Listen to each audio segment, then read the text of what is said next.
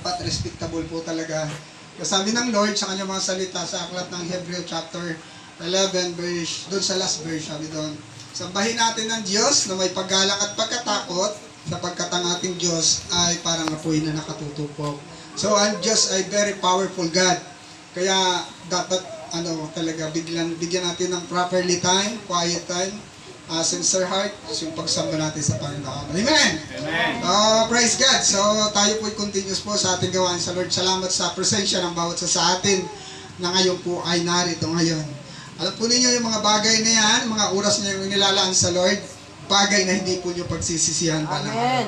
Amen. Kasi po, yung totoo, habang nagbibigay po tayo ng time sa Diyos, habang nagbibigay po tayo ng papuri sa Diyos, ng karangalan para sa Diyos, ay the more po, yung buhay po natin ay pinaprosper po ng Panginoon. Amen. Hindi lang yun, yung buhay natin ay ini-extend ng Diyos. Yes, Lord.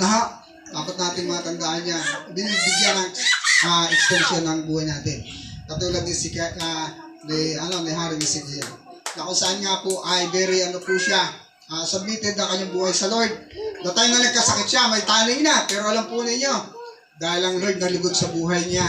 Sabi niya, buong panahon, Lord, ako'y naglingkod sa iyo, alam mo yung buhay ko. Pero alam po niyo, yung kanyang pag-iyak, pagtangis, papakumbaba na dinig ng Diyos, sabi ng Panginoon, bibigyan pa kita ng 15 taon para mabuhay. Wow! My extension. Amen. So, kayo po ba ngayong hapon ay nagagalak sa ating pagtitipon sa Panginoon? Amen.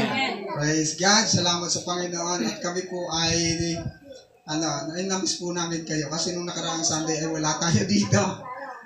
Ayan, wala dito. Kasi ano nangyari na sa akin? Maulan ba? Yun po. Sister Jenny nandun. Tapos sabi niya, at para yung mga kapatiran ay wala. Hindi.